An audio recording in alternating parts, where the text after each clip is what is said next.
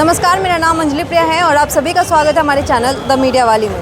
दोस्तों, भाजपा का दिल्ली में 100 दिन से ज़्यादा हो चुका है और यहाँ पे भाजपा ने क्या किया है ये हम दिल्ली में जनता से बात करेंगे। लेकिन उससे पहले हम आपको बता दें कि इससे पहले जनता के लिए जो भाजपा ने वादा किया था कि जहाँ झुग्गी है वहाँ मकान होगा और झुग्गी नहीं तोड़ा जाएगा, अगर तोड़ा जा रहा है तो उसके बदले में मकान मिलेगा।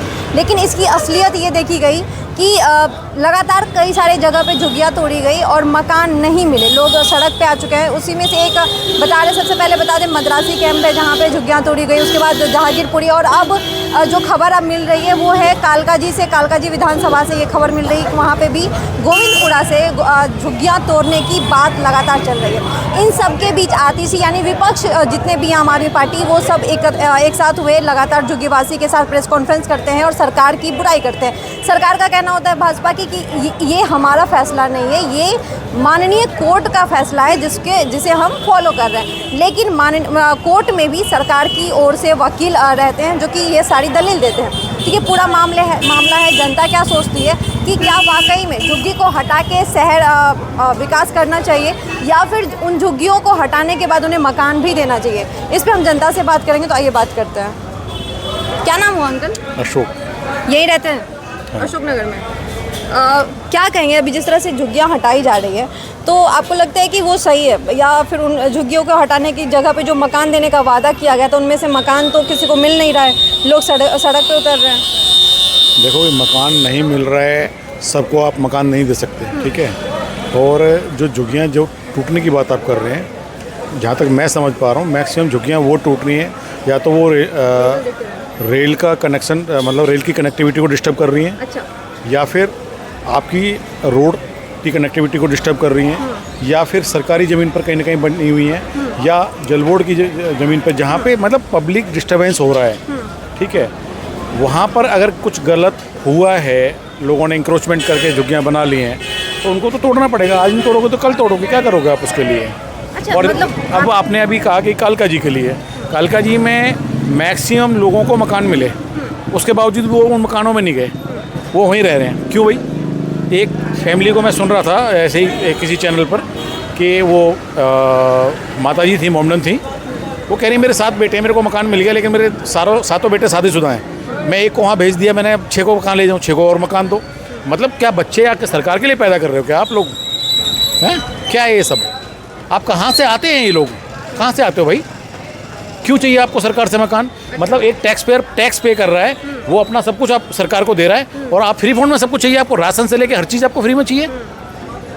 अगर आप, और दूसरी बात, झुग्गियों में रहने वाले 80% लोग कम से कम अच्छे खासे पैसे वाले होते हैं, लेकिन रहना झुग्गियों में ही है। क्यों? क्योंकि वहाँ पे सब कुछ फ्री में मिल रहा है, लाइट फ्री है, राशन फ्री है, हेल्थ फ्री है, सब कुछ फ्री में मिल रहा है, तो क्यों जाएंगे उधर? बाहर से किराया खा रहे हैं मकानों का। अच्छा, आप ये मत सोचो कि सारे गरीब हैं वहाँ पे, अमीर है, सारे गरीब नहीं हैं। अच्छा, मैक्सिमम लोगों के मकान हैं जो किराया खा रहे हैं वहाँ पे, लेकिन झुग्गियों में इसलिए रहते हैं कि भाई वहाँ से सरकार दे रही है। देखिए एक बात देखिए, विपक्ष जो है लगातार यही सवाल उठा रहा है और विपक्ष कॉन्फ्रेंस करके ये कह रहा है कि भाजपा अपने वादे से मुकर रही है। भाजपा ने वादा किया था कि अगर हम झुग्गी हटाएंगे तो हम हर एक आदमी को मकान देंगे, लेकिन ऐसा नहीं हुआ है। कितने लोगों को मकान दे देंगे? ये वादा किया गया था। टाइम लिमिट होती है ना, एक टाइम लिमिट होती है ना। जो लोग मान लो कोई 40 साल से 50 साल से रह रहा है, अगर उसके पास डॉक्यूमेंट्स कंप्लीट हैं, सब कुछ है और सिंगल फैमिली है, तो उसको मकान मिलना जायज़ है। लेकिन जिसने 7 बच्चे पैदा कर लिए उसको भी 7 मकान चाहिए। आप कर पाएंगे? आज की डेट में एक बाप अपने 2 बच्चों को पालना मुश्किल हो जाता है और सरकार से हम उम्मीद रखते हैं कि वो हमारे 15 बच्चों को मकान दे दे। ऐसा है कि वहाँ पे लगभग 150 झुग्गी तोड़ी गई है, 150 परिवार की झुग्गी तोड़ी गई है, तो वहाँ पे मात्र 20-25 लोगों को घर मिला है, बाकी सब अभी बेघर हो चुके हैं। तो अब मद्रासी कैंप की भी ये हाल है, नरेला में जाके फ्लैट मिला है जहाँ पे उनको ना तो रोजगार मिलेगा, ना ही कुछ, और ना ही बिजली, ना पानी, कुछ नहीं है। आप कहाँ से आते हैं लोग, ये बताओ मुझे, कहाँ से आए ये लोग सारे? इस देश के ही है ना, इस देश के ही है ना। के बसेंगे क्या? इनके लोकल टाउन, होम टाउन में काम नहीं है क्या? क्या लग रहा है क्यों बस रहे हैं दिल्ली? क्यों आ रहे हैं? आज की डेट में पैसे कमाने इस रोड को देख लो आप, इससे ज़्यादा साफ़ सुथरी रोड आपको गाँव की मिल जाएंगी आज की डेट में। सही बात है। पानी खुला साफ़ सुथरा मिल जाएगा आपको गाँव में, पॉल्यूशन फ्री आपको माहौल मिल जाएगा। लेकिन बस भागना इधर ही है, क्योंकि यहाँ फ्री में मिलता है ना सब कुछ। अच्छा, आगे झुग्गी बना लो बस जाओ। तो फिर फ्री स्कीम्स को बंद कर देना चाहिए, फ्री स्कीम्स को बंद कर देना चाहिए। अगर ऐसा ही हाल रहा ना तो आने वाले टाइम में फ्री स्कीमें बंद हो जाएंगी, अपने आप बंद हो जाएंगी, कहने की जरूरत नहीं पड़ेगी। अभी जो 5 किलो राशन जो ले लेके खा रहे हैं ना, और उसके बाद कहते हैं कि जी हमें सरकार क्या दे रही है, सरकार को गालियाँ देते हैं, वो सब धीरे धीरे लाइन पे आएंगे।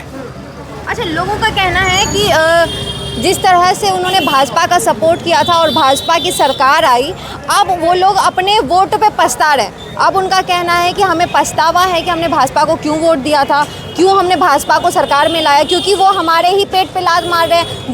वोट जब लेने का टाइम आता है तो हमारे पास आते हैं, हम बड़ी बड़ी बातें करते हैं, और लेकिन फिर बाद में जीतने के बाद हमें घर से बेघर कर देते हैं। ना नौकरी देते हैं, ना ही महंगाई कम करते हैं, लेकिन घर से बेघर करते हैं। ये तमाम सी बात है। किससे नौकरी मांग रहे हो? आजकल प्राइवेट सेक्टर में गवर्नमेंट सेक्टर से ज़्यादा ऑप्शन है।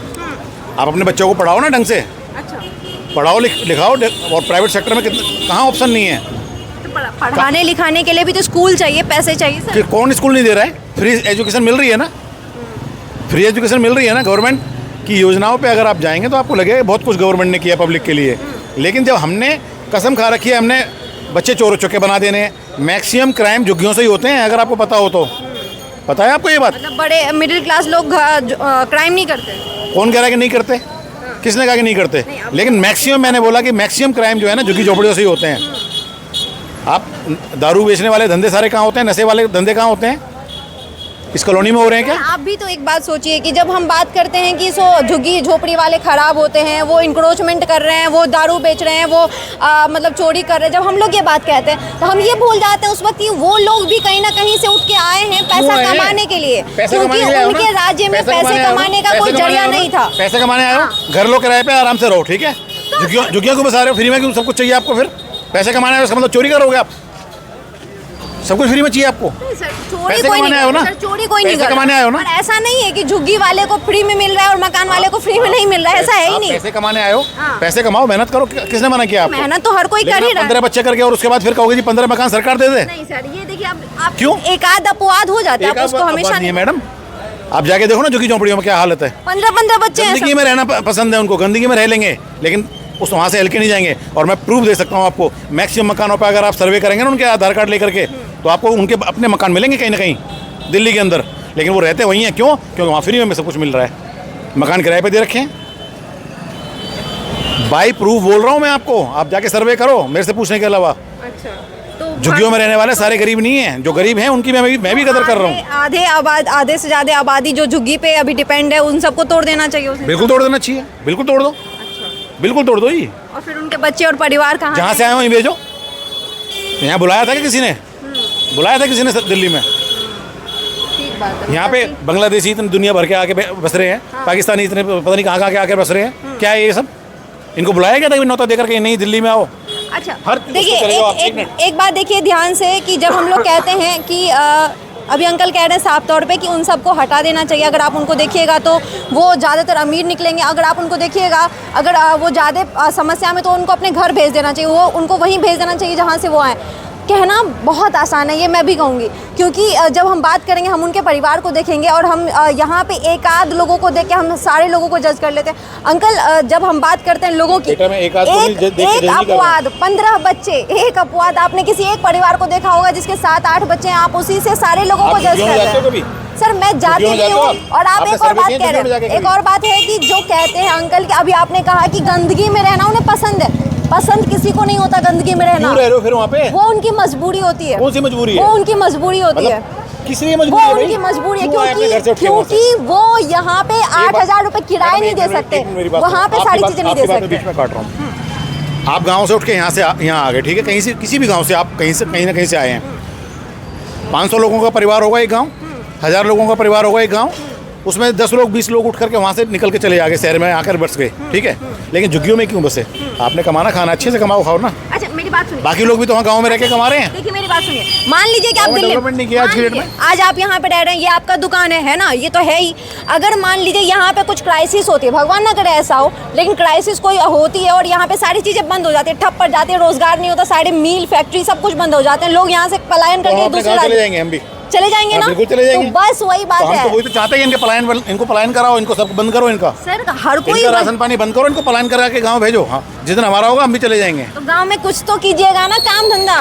अरे भैया खेती किसानी कुछ भी मजदूरी कर लेंगे, पेट भर लेंगे, लेकिन इनकी तरह झुग्गी झोपड़ियों में रह के अपने एसएससी नहीं कराएंगे। लेकिन मान लीजिए अगर 4 बच्चे हैं, 5 बच्चे हैं, 3 बच्चे हैं या परिवार में और भी लोग हैं, उनको 4 बच्चे, 5 बच्चे, 10 बच्चे किस लिए कर रहे हो? सरकार को बोलना चाहिए ना ये बात की जनसंख्या कम करे, ये इन सब पे मतलब लगाम लगाए। अब जो कर रहे हैं सो कर रहे हैं। सरकार एक एक के घर में तो नहीं जाएगी ना। हाँ, लेकिन पॉलिसी तो ला सकती है। क्यों नहीं ला रखी पॉलिसी? नहीं लाई ना अभी तक पॉलिसी। क्या सरकार ने कह नहीं रखा कि हम दो हमारे दो? कहने को तो बहुत कुछ कहा है सर, पॉलिसी की बात कर रहे हैं ना। और सर बहुत सारे फैक्टर मैटर करते हैं किसी भी चीज़ में। अगर हम किसी को ये कहते हैं कि सो कोई गरीब रहना पसंद कर रहा है या फिर किसी को गंदगी में रहना पसंद है, तो माफ कीजिए ये कहीं से भी सही नहीं है। बिल्कुल सही है, ये कहीं से सही नहीं है। और ये भी सही नहीं है कि इंक्रोचमेंट जो आप कह रहे हैं, इंक्रोचमेंट को लेकर।